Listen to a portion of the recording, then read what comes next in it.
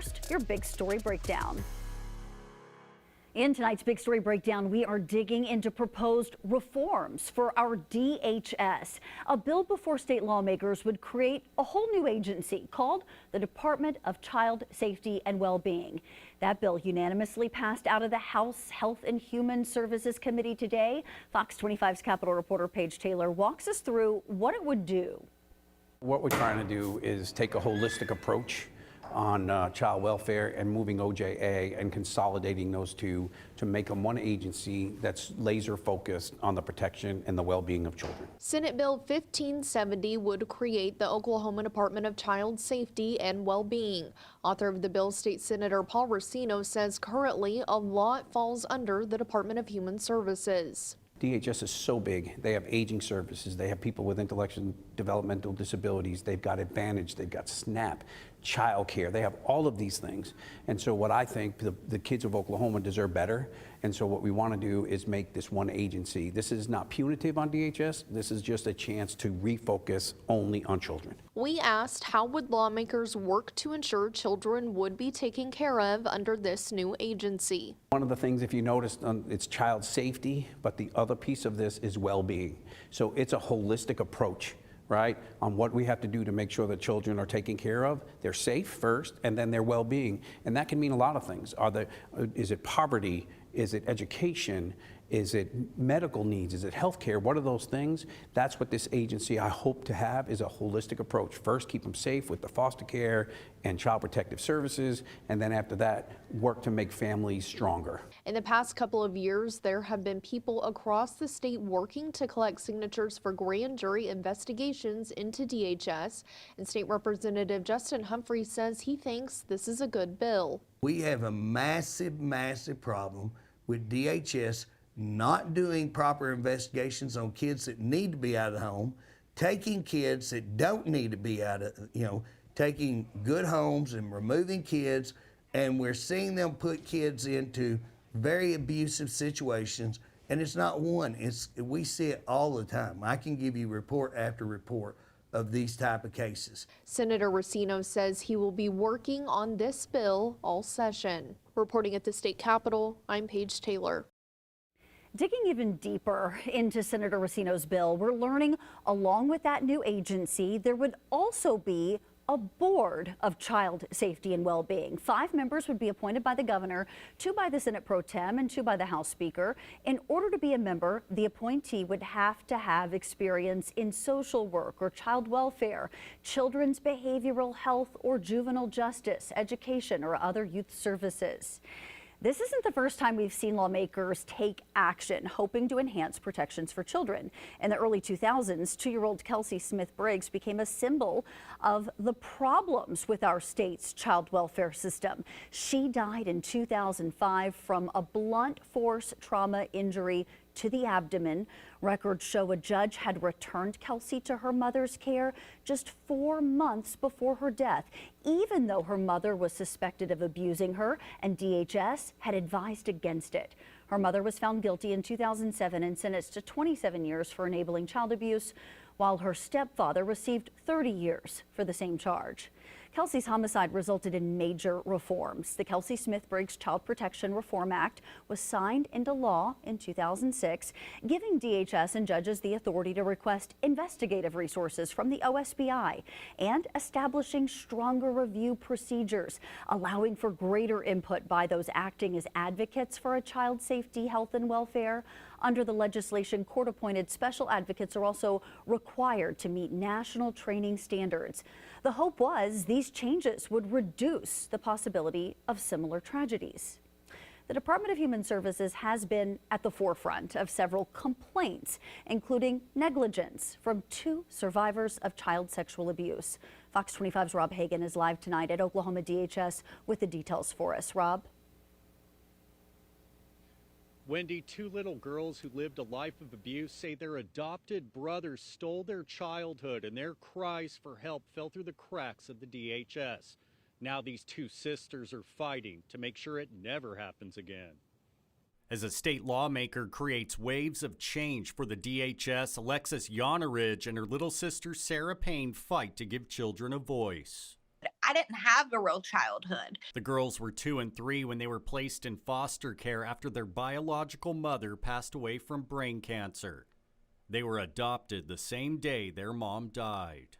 I was sexually assaulted and mentally and emotionally abused for years. Payne and Yoneridge say they were sexually abused by a man more than 3 decades older than them. He was supposed to protect them. When I was 8 years old, he took me out to the back pasture with a gun to the back of my head and told me if I said anything, he would make me disappear, like the 2 foster girls that went missing. Court records show Sammy Friedenberg is charged with 6 counts of lewd molestation, first-degree rape of a victim under 14, forcible sodomy, and lewd or indecent acts to a child under 16. Under the plea deal, he's set to be sentenced to 25 years in prison on 7 counts and 20 years on 2 counts. He's set to be formally sentenced next week. I have complex post-traumatic stress disorder and a generalized anxiety disorder. Yoneridge and Payne say the DHS is to blame. My only goal is to make sure this doesn't happen again. It doesn't take decades for you to open your eyes and see what is going on. We asked DHS what they think about changes SB 1570 would make to their agency. They said Oklahoma Human Services continues to build momentum and improve outcomes for children and families through initiatives like A Home for Every Child. We applaud Chairman Rosino's passion and support for our work to make Oklahoma the safest state for children. I asked Yoneridge and Payne about the statement. Their statement is an absolute joke. That does nothing to fix the trauma that these children have had to endure up until their adulthood. Alexis and Sarah have always taken care of each other, and they're going to do the same for the other kids who don't have a voice. Regardless of what I've went through, I'm not going to let that hold me back. I'm going to continue to fight. Alexis and Sarah have started a Facebook group called Two Sisters Fighting for Reform. There, they say survivors and caseworkers can share a safe space free of retaliation. Live at the DHS, Rob Hagan, Fox 25 News. Rob, thank you. And we have seen several cases lately raising questions about OKDHS. One involves a 2-year-old girl who was mauled to death by a dog in November. Records reveal Lachlan McGuire had reportedly been attacked by the same dog earlier that month. She was taken to OU Children's Hospital, and we learned OKDHS was contacted and an investigation was initiated. But she was not removed from the home, nor was the dog, despite that original incident. You got to remove the harm. Either remove the kid or remove the harm. Pretty simple to do. Can't understand why that wouldn't be done, but absolutely, if they did their job, you would not have a death here. You'd have a live baby. At the time, Oklahoma Human Services told us the loss of any child's life is heartbreaking, and their agency was committed to working with all agencies involved in the investigation. The agency also said while they couldn't speak to the specifics of this case, it serves as a devastating reminder of the importance of creating safe environments around pets and the ways children and animals interact. The 2-year-old's parents, Jordan McGuire and Darcy Lambert, are both charged in her death. They are due back in court March 11th. The murder of 4-year-old Athena Brownfield also raises concerns about how children are protected.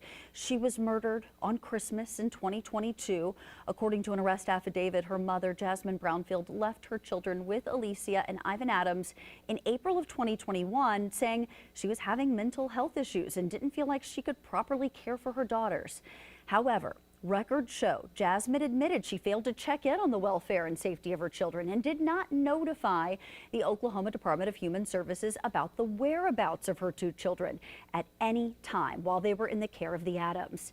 However, it is not clear if the agency was ever involved in the welfare of those children. At the time, a DHS spokeswoman said they couldn't comment because child welfare cases are confidential by state and federal statute. All 3 adults involved in Athena's case are still awaiting trial. DHS was also named in a detailed report from the nonprofit Oklahoma Appleseed Center for Law and Justice. It outlines the abuse and neglect allegations tied to the Tulsa County Family Center for Juvenile Justice. It says in May of 2022, there were serious incidents of abuse reported to the DHS Office of Client Advocacy. But the details of those incidents were redacted by the Oklahoma Juvenile Authority, which oversaw the facility.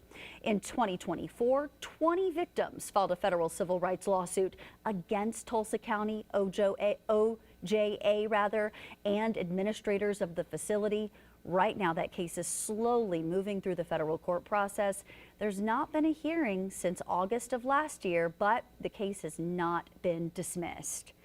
And that was your big story breakdown tonight. You can keep track of the bill aiming to reform Oklahoma Human Services on OKCFox.com. Plus, find all of our previous big story breakdowns on our YouTube page. Scan the QR code on your screen or search OKC Fox.